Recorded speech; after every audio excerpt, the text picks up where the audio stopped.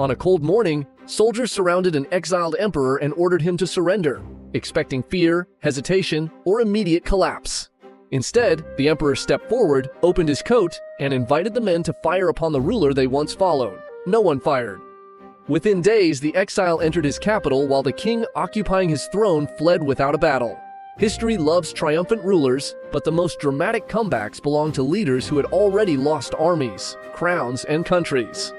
Exile was supposed to end their stories by removing them from supporters, money, information, the machinery of government. Yet distance sometimes sharpened ambition, while unstable regimes created exactly the opening a defeated ruler needed to return successfully. These four leaders escaped islands, crossed seas, gathered unlikely allies, and walked back into capitals that had rejected them. Some restored their power for years, others held it briefly, but every return stunned enemies who believed the struggle was finished. The first comeback began in Constantinople, where Justinian II became Byzantine emperor while still a young man in 685. He inherited a powerful empire, but costly wars, heavy taxation, and ruthless officials quickly turned important groups against his government. By 695, soldiers and citizens backed a revolt led by Leontios, a general Justinian had previously imprisoned and later released. The rebels seized Constantinople, removed Justinian from power, and publicly marked him so tradition said he could never rule again. Instead of killing him, the new government sent the former emperor across the Black Sea to distant Cherson in Crimea. Cherson was isolated, cold, and far from imperial politics, which made it seem like the perfect place to forget him. Justinian refused to cooperate with that plan, spending years watching Constantinople change rulers while quietly searching for supporters and opportunities. His continued plotting frightened local authorities, who reportedly considered sending him back to the emperor controlling Constantinople at the time.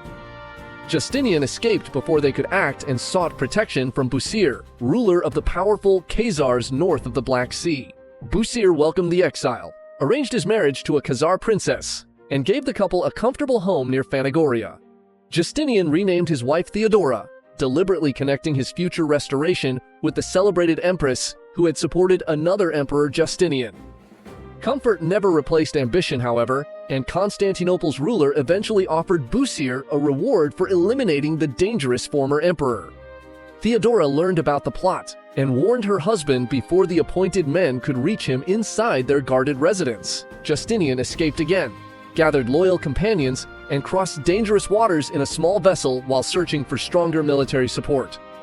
During the voyage, a storm terrified his companions, who urged him to promise mercy if heaven returned him safely. According to later accounts, Justinian refused, declaring that he preferred drowning to forgiving everyone who had ever betrayed him. That answer revealed the problem waiting beneath the comeback. Extraordinary determination had survived exile, but so had his appetite for revenge. Justinian approached Tervel, ruler of the Bulgars, promising wealth, honor, and a marriage alliance in exchange for an army.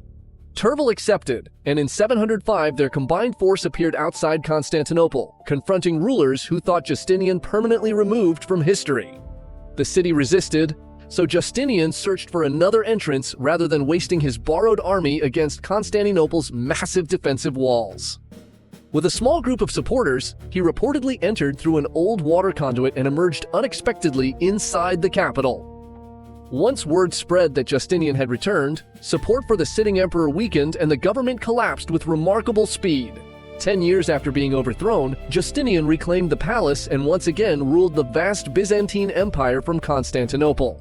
Then Justinian pursued former enemies, and the mercy his companions had requested during the storm never became part of his policy. His second reign grew increasingly harsh, creating new resentments while military failures weakened the fear protecting his restored government. In 711, another revolt removed Justinian, and this time his enemies ensured there would be no third journey home. His return remains astonishing because exile, disfigurement, changing dynasties, and repeated betrayal still failed to extinguish his imperial claim. But Justinian's comeback restored the same ruler. People remembered Japan's next exile promised something far more revolutionary than personal revenge. Emperor Go-Daigo inherited Japan's throne in 1318, but real military power belonged to the Kamakura shogunate and its Hojo regents. Like several emperors before him, Go-Daigo was expected to perform court rituals, while warrior officials handled the country's decisive political business. He rejected that limited role and began planning to restore direct imperial government, a dangerous ambition inside a military-controlled state. Early conspiracies were discovered, drawing suspicion toward the emperor and forcing his allies to hide their intentions more carefully.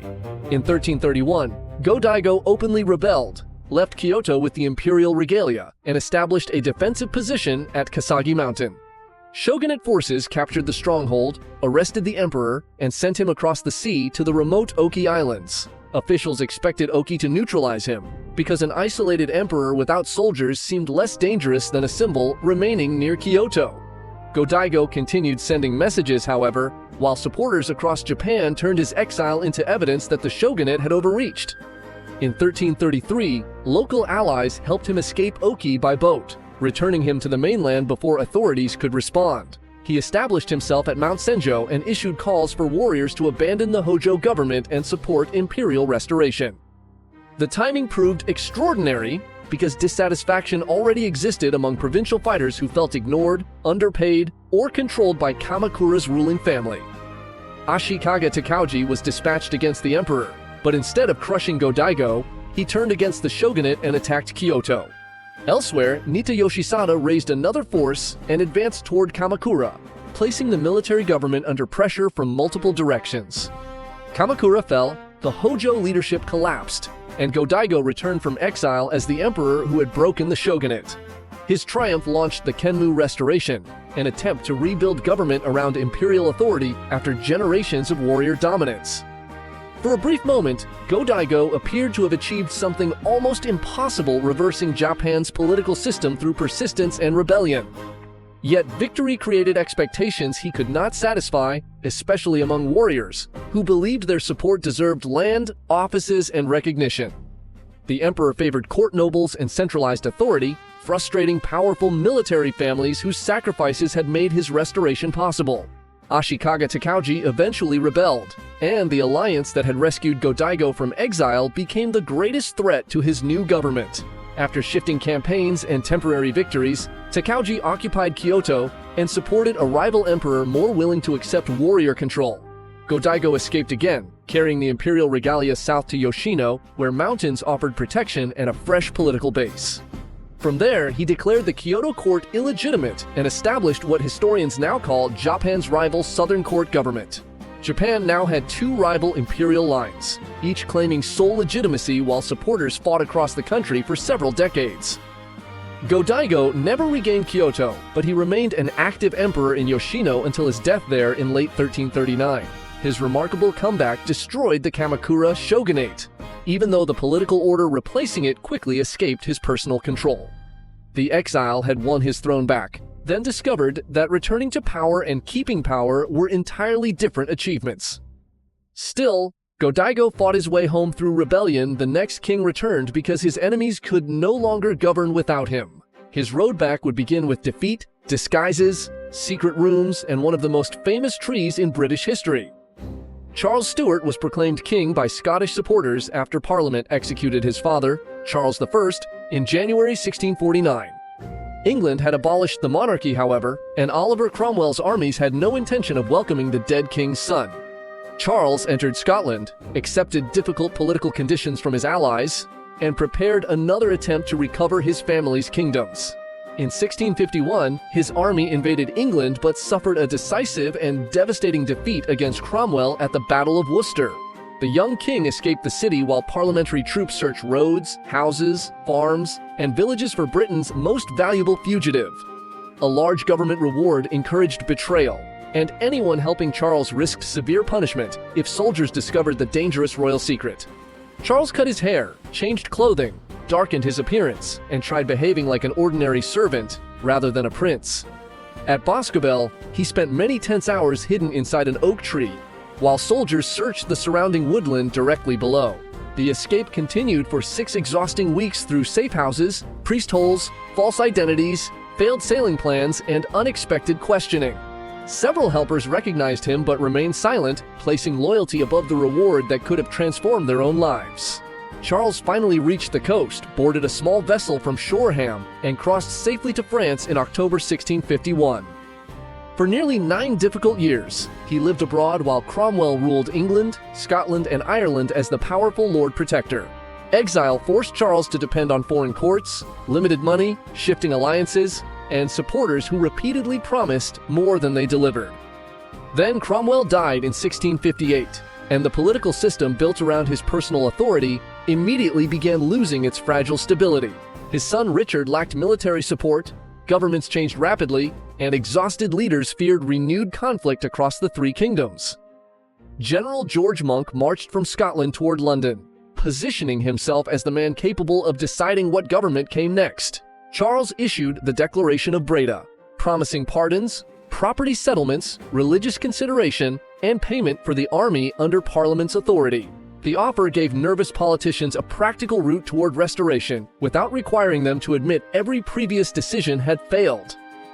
Parliament finally invited Charles home, and the fugitive, once hidden in an oak, returned openly through enormous cheering crowds.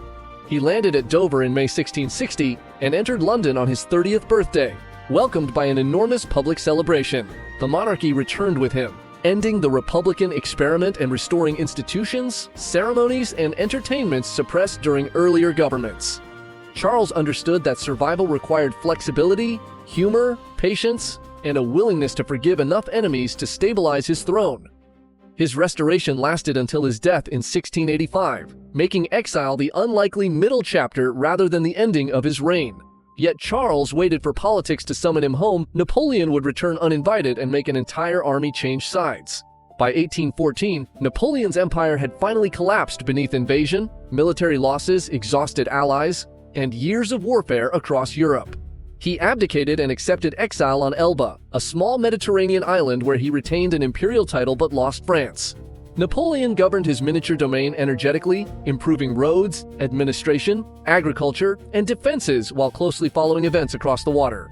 France restored Louis XVIII, but returning nobles, economic frustration, and dissatisfied soldiers made the Bourbon government less secure than expected.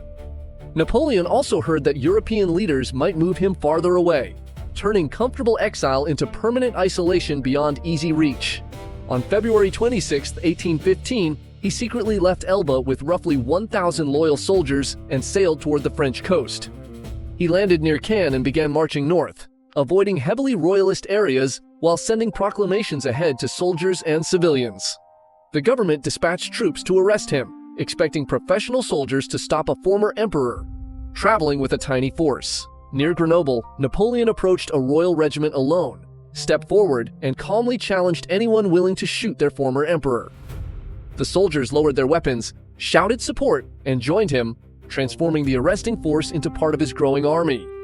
Each town brought more veterans, officers, and curious civilians, while royal authorities discovered that Napoleon's reputation remained politically explosive. Marshal Ney promised Louis he would bring Napoleon back in an iron cage, then switched sides after confronting the returning movement.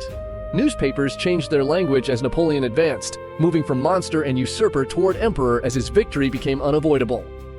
Louis fled Paris before Napoleon arrived, unwilling to test whether the capital's troops or population would defend his restored monarchy.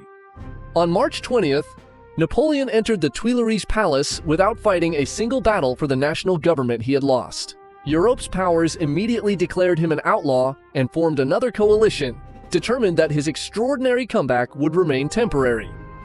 Napoleon tried presenting a more constitutional government, but everyone understood that war would decide whether his second reign survived. He moved into Belgium, hoping to defeat British and Prussian armies separately before larger coalition forces could concentrate against France. At Waterloo, costly delays, fierce resistance, and the arrival of Prussian forces destroyed his final desperate attempt to preserve power. Napoleon returned to Paris, abdicated again, and finally surrendered after concluding that continued resistance would only deepen France's mounting losses. This time, Britain sent him to distant St. Helena, a remote Atlantic island chosen specifically to prevent another dramatic return. He spent his remaining years under supervision, writing, arguing about his legacy, and reliving the campaign that briefly restored everything. His 100 days ended in defeat, yet the March from Elba remains one of history's most astonishing political reversals. No ruler ever demonstrated more clearly how quickly authority can collapse when soldiers stop believing the government issuing their orders. Justinian returned through conspiracy, Go-Daigo through rebellion, Charles through political exhaustion, and Napoleon through the enduring loyalty of soldiers. Each comeback depended on weaknesses inside the ruling system, because exile alone cannot restore power without cracks waiting at home. The returning leader also needed a persuasive story: rightful emperor, restored sovereign, national savior, or familiar ruler replacing uncertainty. Those stories attracted supporters who were not simply loyal, but calculating what future seemed safest once the exile approached. Yet returning solved only the first problem, because old grudges, unpaid allies, rival institutions, and foreign enemies remained afterward. Justinian and Napoleon eventually lost everything again, while Go-Daigo ruled from the mountains, and Charles secured a lasting restoration. Their remarkable journeys reveal why political power is never stored entirely inside palaces, crowns, armies, laws, or official titles. Sometimes it survives in memory, waiting beyond the border until the people inside decide the old ruler looks useful again.